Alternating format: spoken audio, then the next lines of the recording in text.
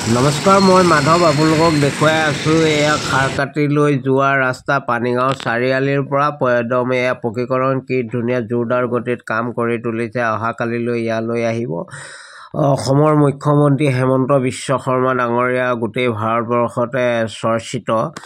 আৰু ইয়াতে এয়া কাম দেখিছে আপোনালোকে সম্পূৰ্ণ কৰি তুলিছে। এইটো পানীগাঁও চাৰিআলি।